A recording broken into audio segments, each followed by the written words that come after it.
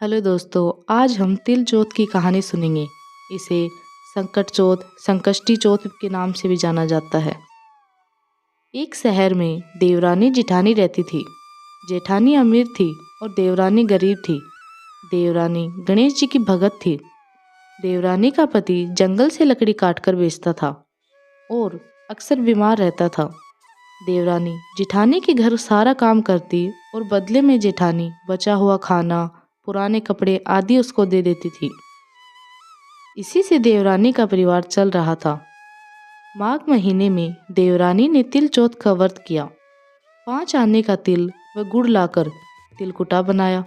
पूजा करके तिल चौथ की कथा सुनी और तिलकुटा छीके में रख दिया और सोचा कि चांद उगने पर पहले तिलकुटा और उसके बाद ही कुछ खाएगी। कथा सुनकर वह जेठानी के यहाँ चली गई। खाना बनाकर जेठानी के बच्चों से खाना खाने को कहा तो बच्चे बोले, माँ ने व्रत किया है और माँ भूखी है। जब माँ खाना खाएगी हम भी तभी खाएंगे। जेठ जी को खाना खाने को कहा तो जेठ जी बोले, मैं अकेला नहीं खाऊंगा।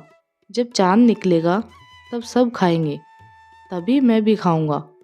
जेठानी ने उसे कहा कि आज तो किसी ने भी अभी तक खाना नहीं खाया, तुम्हें कैसे दे दूं? तुम सुबह सवेरे ही बचा हुआ खाना ले जाना। देवरानी के घर पर पति, बच्चे सब आस लगाए हुए थे कि आज तो त्योहार है, इसलिए कुछ पकवान आदि खाने को मिलेगा। परंतु जब बच्चों को पता चला कि आज तो रोटी भी नहीं मिलेगी तो बच्चे रोने लगे। उसके पति को भी बहुत गुस्सा आया और कहने लगा, सारा दिन काम करके भी 2 रोटी नहीं ला सकती क्या? तो काम ही क्यों करती हो? पति ने गुस्से में आकर पत्नी को कपड़े धोने के धोवने से मारा। धोवना हाथ से छूट गया तो पाटे से मारा। वह बेचारी गणेश जी को याद करती हुई रोते रोते पानी पीकर सो गई। उस दिन गणेश जी देवरानी के सपने में आए और कहने लगे, धोवने मारी पाटे मारी सो रही है या जाग रही है?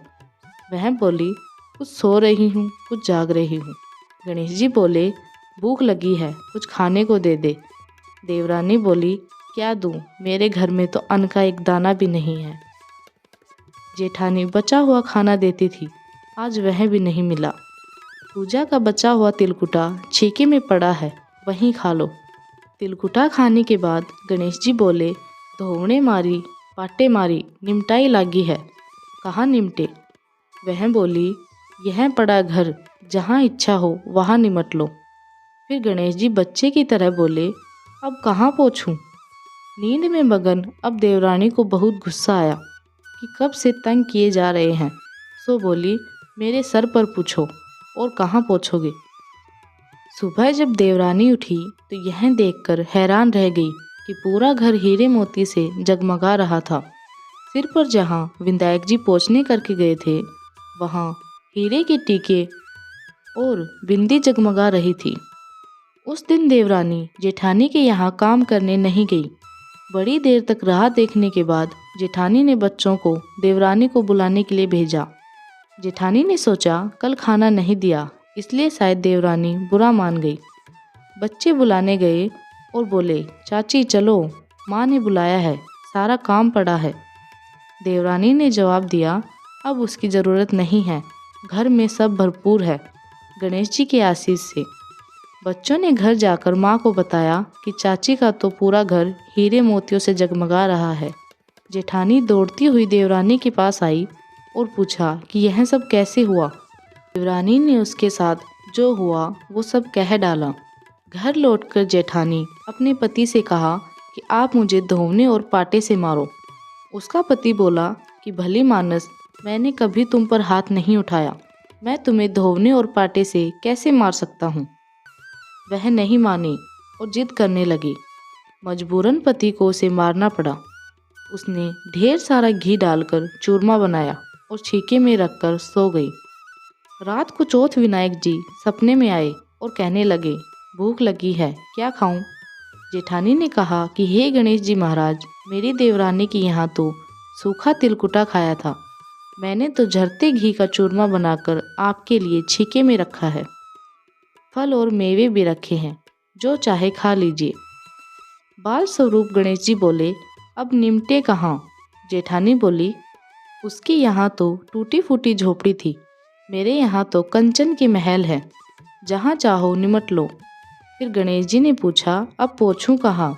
जेठानी बोली, मेरे ललाट पर बड़ी सी बिंदी लगाकर पोंछ लो। धन की भूखी जेठानी सुबह बहुत जल्दी उठ गई। सोचा घर हीरे जवाहरात से भर चुका होगा, पर देखा तो पूरे घर में गंदगी फैली हुई थी।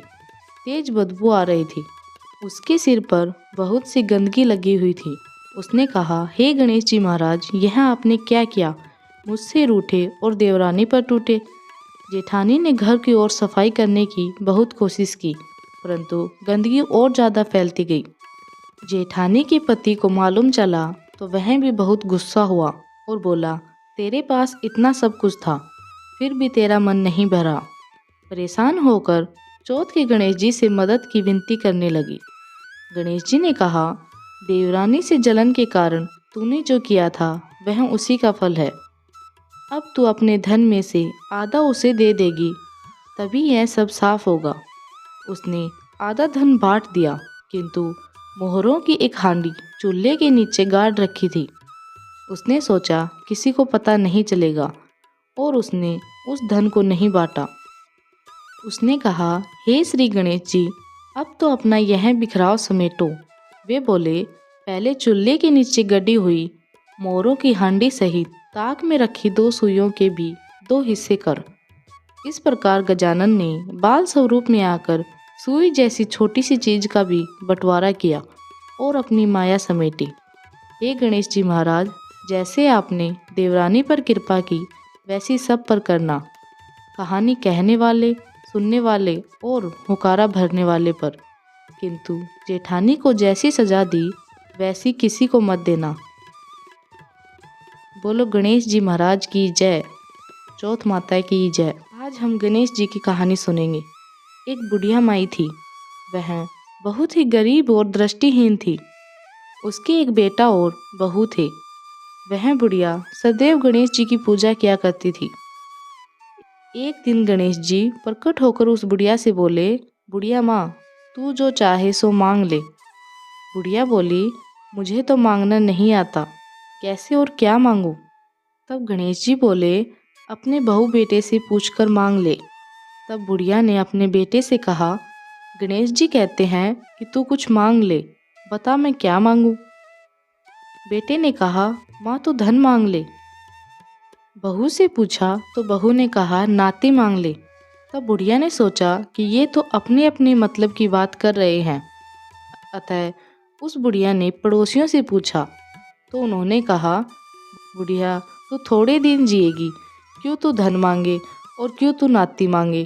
तू तो अपनी आँखों की रोशनी मांग ले, जिससे तेरी जिंदगी आराम से कट जाए। इस पर बुढ़िया बोली, यदि आप प्रसन्न हैं तो मुझे 9 करोड़ की माया दे, निरोगी काया दे, अमर सुहाग दे, आँखों की रोशनी दे, नाती दे, पोता दे और सब परिवार को सुख दे और अंत में मोक्ष दे। यह सुनकर गणेश जी बोले, बुढ़िया माँ, तुमने तो हमें ठग लिया। फिर भी जो तूने मांगा है वचन के अनुसार सब तुझे मिलेगा। और यह कहकर गणेश जी अंतर्ध्यान हो गए। उधर बुढ़िया माँ ने जो कुछ मांगा वह सब कुछ मिल गया।